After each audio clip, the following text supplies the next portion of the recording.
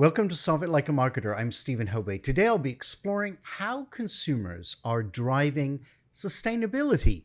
If you like this video, please subscribe and don't go away.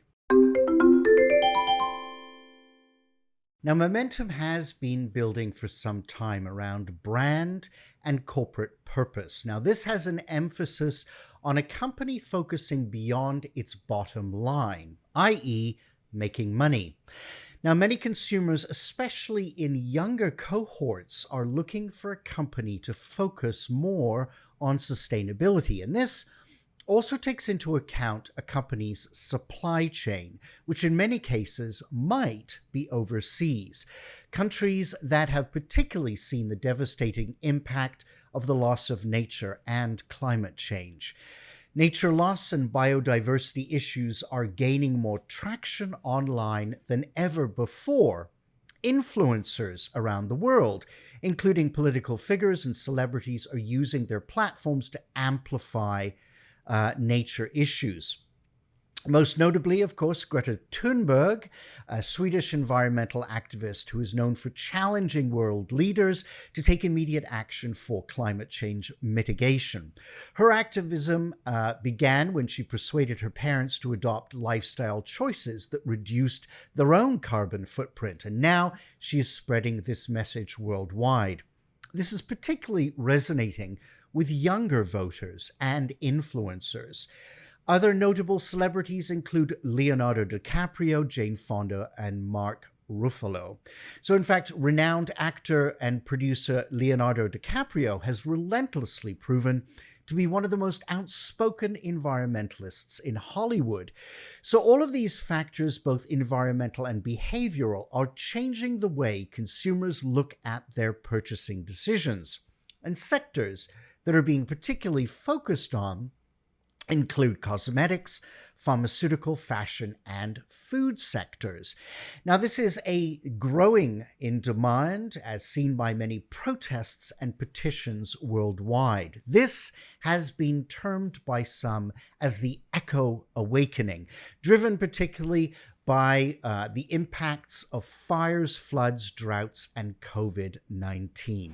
So who should you be engaging with? Well, companies such as Patagonia and Levi's have actually been pioneers in this field. They are actively reaching out to Gen Z, who is really gaining momentum in terms of their purchasing power.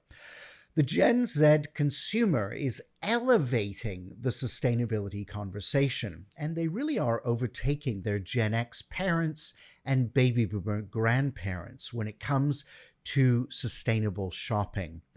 Really, according to a recent Bloomberg report, students and young professionals now command $360 billion in disposable income. And as that figure increases, companies really can't afford to keep making the same mistakes. Gen Z shoppers are motivated by a combination of value, exclusivity, and influencers. And these young customers can really compare prices across thousands of websites before they actually identify what they want to buy. Gen Z's influence will really only increase even more as they grow into adulthood. And it's said that by 2030, they will represent 20% of world's income, surpassing millennials.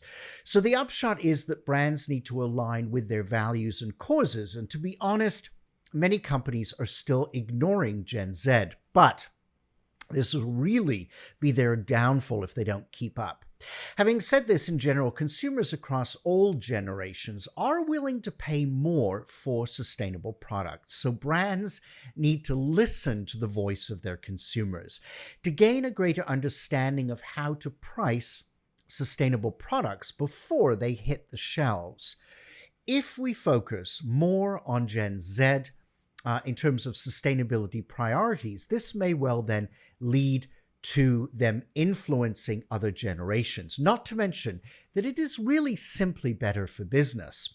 As I mentioned in other videos, it's also a matter of being transparent in terms of a company's sustainability goals, transparent and truthful. Today's generation, They're pretty savvy where this is concerned, so don't try and fudge the truth. Tell it how it is. Have you achieved your goals, or are you working towards these goals? There really is a big difference. Now, today's trends take root and catch fire in a matter of hours. A forward-thinking brand must pay attention to popular Gen Z platforms like TikTok and Instagram. Gen Z as a group can be subdivided into microscopic marketing segments with hyper-specific product preferences. Now, it's worth spending the time to really look at this cohort and then segment them within this category. It also depends on what your products and services are, so where are they offered, brick and mortar stores or online. You also want to think hard about your company's online reputation. You need to have a strong brand that shows no matter where shoppers search for you. Also, think about how to prioritize the customer experience. What does the buyer journey look like? And does this include post-purchase buying behavior? Have you followed through once a consumer has actually bought your product? Big question. Are they happy?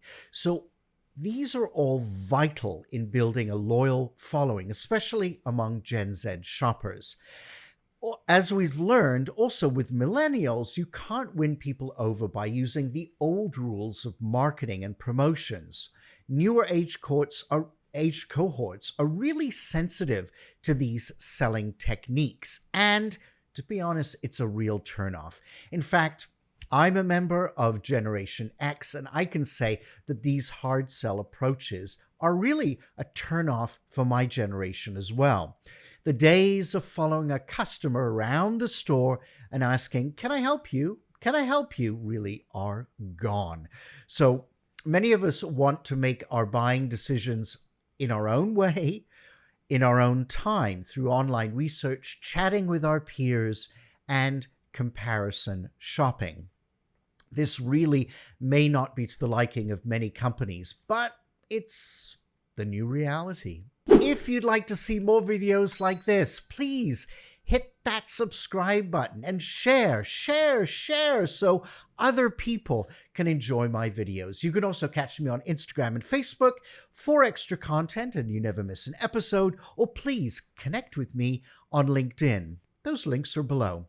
I will see you every week with a new video, so please stay tuned, and together, let's solve it like a marketer.